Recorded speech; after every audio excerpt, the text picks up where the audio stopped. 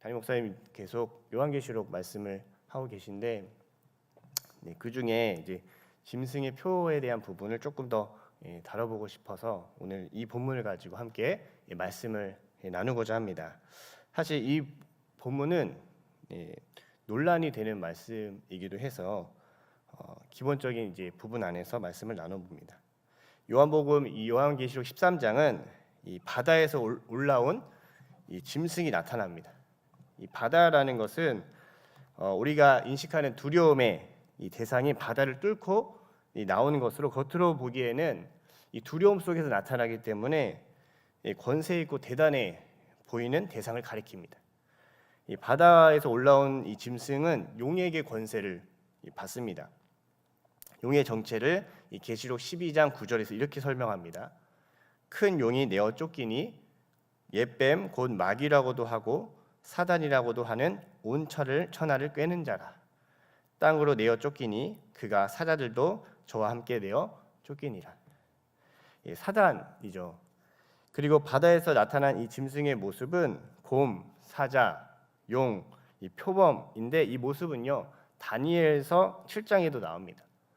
이 네 짐승은 페르시아 그리고 바벨론, 로마, 그리스를 나타내며 이것은 세상의 힘과 권력 속에서 나타난 이 사단의 권세를 상징하고 있습니다. 이 다니엘서 7장 3절에서 7절 말씀을 좀 한번 보겠는데요. 한번 보겠습니다. 네, 같이 한번 읽어볼까요? 시작. 큰 짐승 넷이 바다에서 나왔는데 그 모양이 각각 다르더라.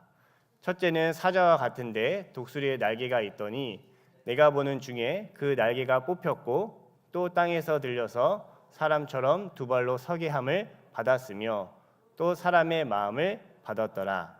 또 보니 다른 짐승 곧 둘째는 곰과 같은데 그것이 몸 한쪽을 들었고 그 입의 잇사이에는 새 갈빗대가 올렸는데 그것에게 말하는 자들이 있어 이르기를 일어나서 많은 고기를 먹으라 하였더라.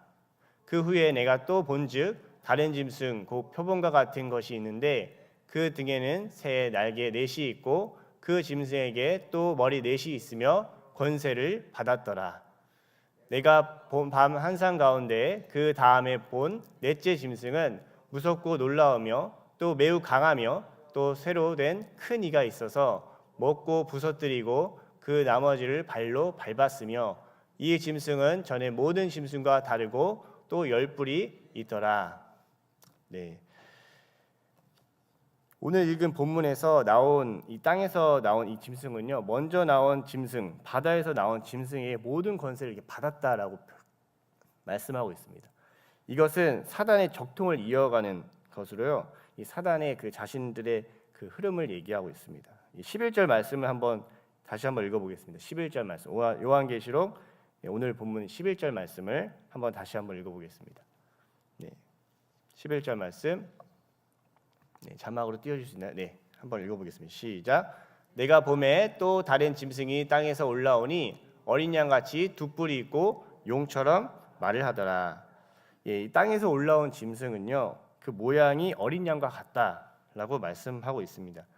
이것은 예수 그리스도의 모습처럼 그 짐승이 보인다는 것을 말합니다. 이 광명한 천사입니다.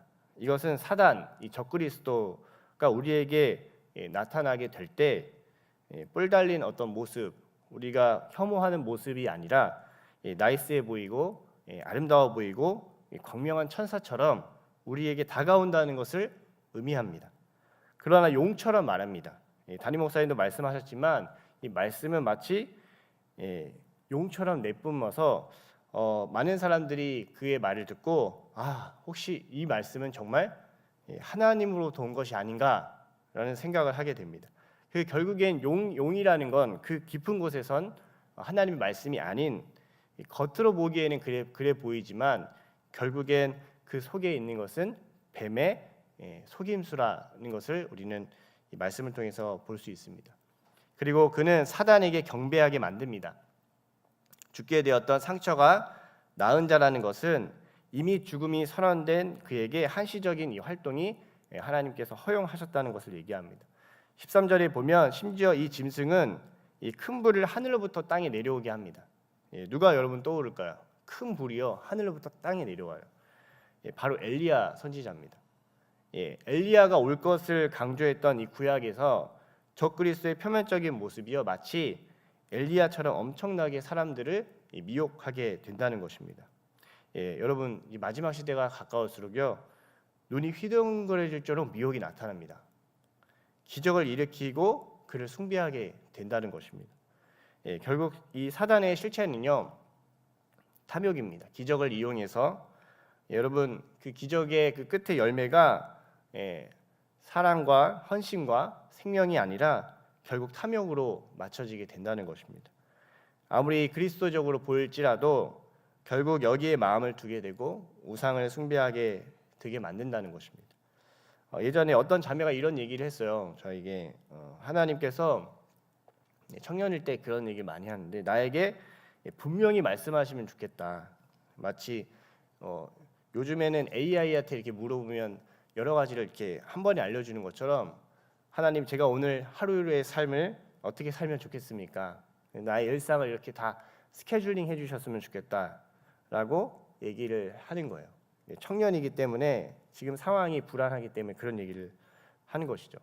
근데 이 근본적으로 이 불안을 느끼기 때문에 우리는요 이 불안한 마음보다도요 잠깐 자기를 좀 이렇게 인정해주거나 잠깐 그 마음을 상쇄시켜 줄 만한 무엇이 있으면 그냥 그거를 붙들고 싶을 유혹이 찾아옵니다.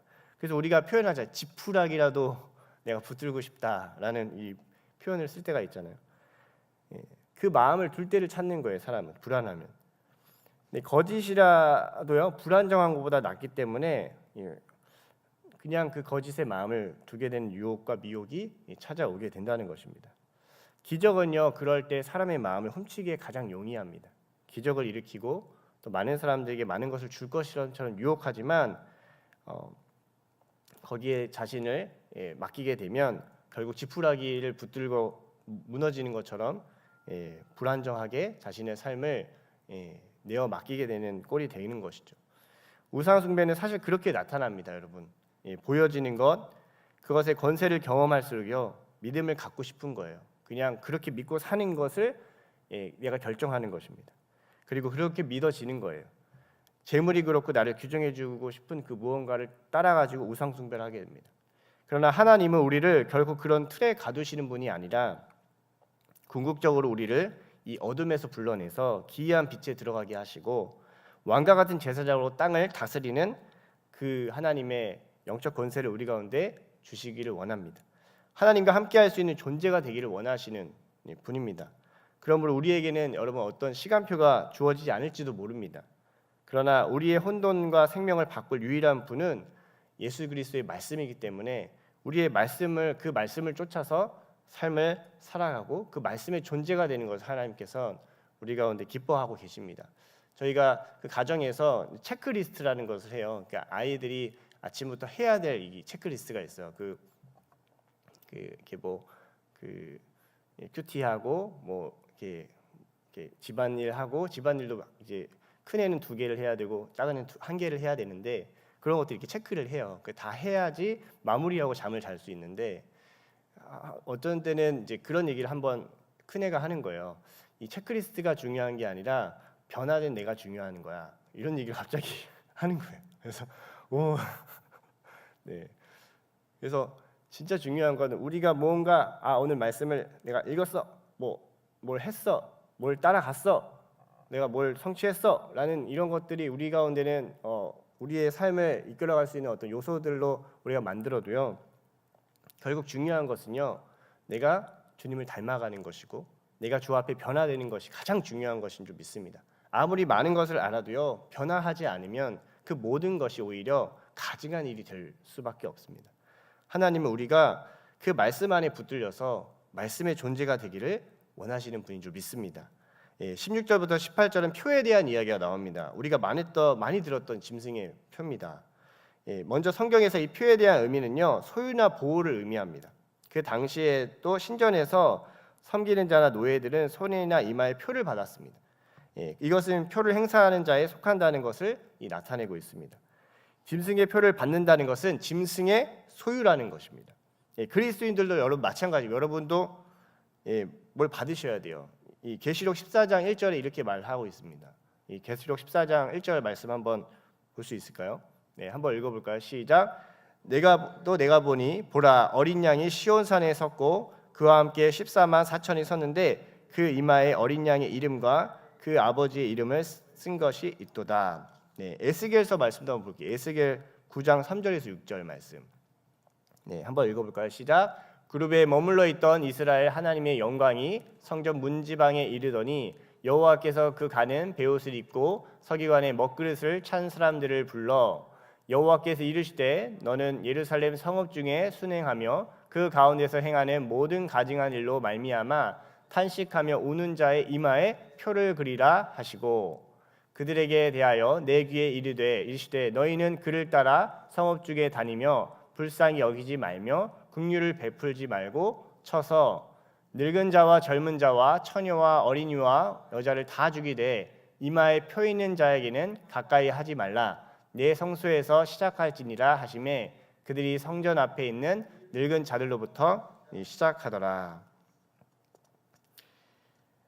네, 요한계시록 22장 3절 말씀, 3절 4절 말씀도 한번 보겠습니다.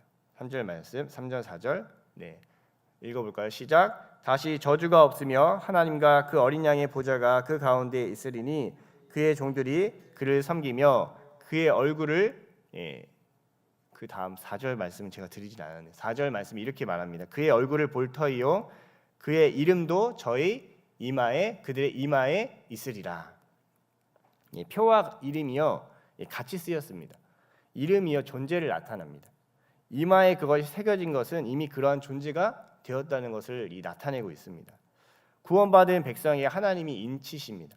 그와 상반돼서 짐승에 속한 자들에게도 표를 받는다는 것을 말합니다.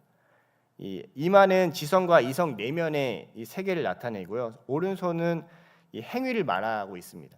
그리고 겉으로 표현되는 것을 얘기하죠. 이 둘의 표를 가졌다는 것은 전적으로 그러한 존재가 됐다는 것을 얘기합니다. 신명기 말씀도 우리가 잘 알다시피 미간의 손의 말씀에 또 이 문자적인 적용을 통해서 지금도 유대인들은 테필린을 해서 여기 이제 이마에 이 말씀을 두루마기 말씀을 이렇게 넣고 하잖아요. 이 새겨진 존재가 되기 위해서 그렇게 하는 것이죠. 그리고 이 표를 가진 자 외에는 매매를 하지 못하게 말하고 있습니다. 이것은 그리스도인이 짐승에 속하지 않으므로 기본적인 생존을 보장받지 못하는 상황을 의미합니다. 그 당시 역사적으로는 이 로마의 상인 조합 길드가 이제 있었는데 그것에 들어가기 위해서는 이 황제에게 절을 해야 하는 조건들이 있었습니다. 그 조합에 가입되지 않으면 장사하기 어려운 구조였기 때문에 이것이 소아시아 7개 이 교회가 이해가 됐다는 것입니다. 황제 숭배가 시작된 이 서머나 교회에 보낸 편지에서도 말씀합니다. 그들의 궁핍함을 안다고 말하는 것은 이 생존의 위협이 되고 있는 상황들이 그리스도인들에게 찾아올 수 있다는 것을 얘기합니다. 그리스도인들에게는 하나님의 말씀을 살아내기 위해서 이 생존과 치열하게 고민하는 시간이 있게 될 수 있다는 것입니다. 나의 생명을 드리는데 과연 나는 정말 살 수 있는가? 이 문제 앞에 여러분 끝없이 이 갈등과 유혹이 온다는 것입니다. 그러나 이 표를 받은 인생은 이 환경과 상황이 그를 좌우하지 못합니다. 그의 인생을 누군가의 힘이나 도움이 아닌 하나님의 말씀이 인도한다는 믿음이 그에게 있기 때문입니다. 마지막 18절 이 말씀인데요. 다시 한번 읽어보겠습니다. 18절 말씀. 네, 시작. 지혜가 여기 있으니 총명한 자는 그 짐승의 수를 세어보라. 그것은 사람의 수니 그의 수는 666이니라. 이 6은요 창세기에서 처음 등장합니다. 6번째 날에 아직 안식을 앞둔 이 창조는요 미완성 상태였습니다. 그러므로 성경에서 6은 이 불완전 부족을 상징하고 하나님의 수로 7을 표현하고 있습니다. 그리고 하나님의 존재 방식인 3위는 이 존재를 나타내죠. 그러므로 그 당시 하나님을 표기할 때 777로 이제 표기하셨습니다. 그래서 16절에 보면 작은 자, 큰 자, 부자, 가난한 자, 자유인 총 6명의 이 부류의 사람이 등장합니다. 이런 사람들의 수를 얘기하는 것이에요. 그 열왕기상 10장 13절에서 16절 말씀도 한번 보겠습니다. 한번 읽어볼까요? 시작. 솔로몬 왕이 왕의 규례대로 스바의 여왕에게 물건을 준 것 외에 또 그의 소원대로 구하는 것을 주니 이에 그가 그의 신하들과 함께 본국으로 돌아갔더라. 솔로몬의 세입금의 무게가 금 666달란트요. 그 외에 또 상인들과 무역하는 객상과 아라비아의 모든 왕들과 나라의 고관들에게도 가져온지라. 솔로몬 왕이 쳐서 들인 금으로 큰 방패 200개를 만들었으니 매 방패에 든 금이 600세겔이며 솔로몬의 지혜가 이스라엘을 풍부하게 했지만 그의 이 방향, 그의 말씀 그렇게 따라갔던 그 방향에 대해서 성경은요 이렇게 얘기합니다. 열왕기상 11장 3절에 솔로몬에 대한 이 평가를 이렇게 하고 있어요. 읽어보겠습니다. 시작. 왕은 후비가 700이뇨 빈장이 300이니라. 그의 여인들이 왕의 마음을 돌아서게 하였더라. 4절까지 한번 읽어볼까요? 4절 13장 3, 4절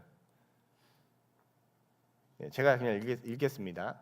솔로몬이 나이 들을 때 왕비들이 그 마음을 돌려 다른 신들을 따르게 하였으므로 왕의 마음이 그의 아버지 다윗의 마음과 같지 아니하여 그의 하나님 여호와 앞에 온전하지 못하였더라.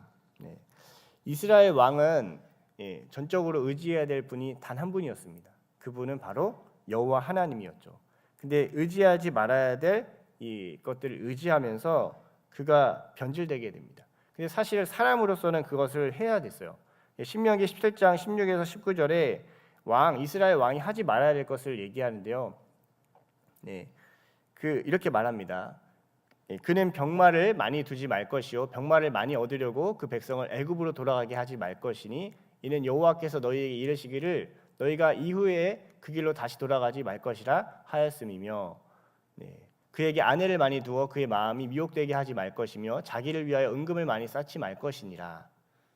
그가 왕위에 오르거든 이 율법서의 등사본을 레위 사람 제사장 앞에서 책에 기록하여 평생에 자기 옆에 두고 읽어 그의 하나님 여호와 경외하기를 배우며 이 율법의 모든 말과 이 규례를 지켜 행할 것이라.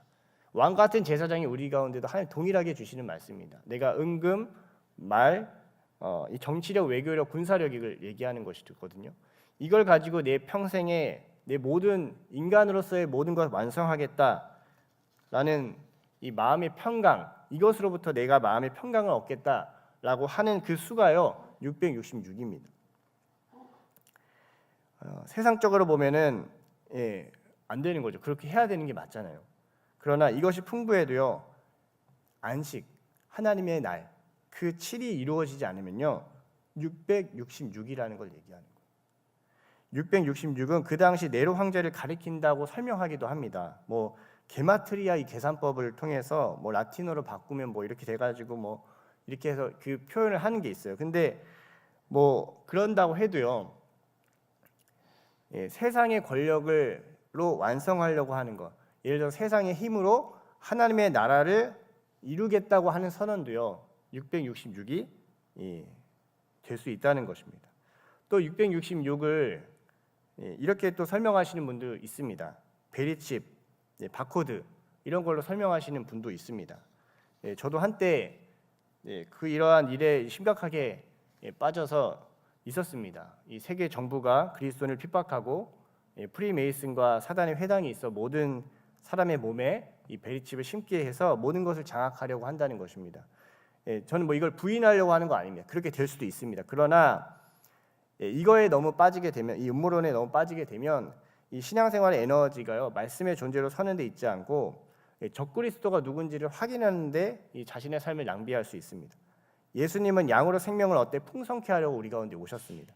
하나님은 두려움을 주시는 분이 아니라 우리가 깨어서 사단과 적그리스도와 싸워야 한다는 것은 당연하지만 이 싸움은 하나님께서 주님의 백성으로 우리가 반드시 이기게 되어 있다라고 말씀하고 있습니다.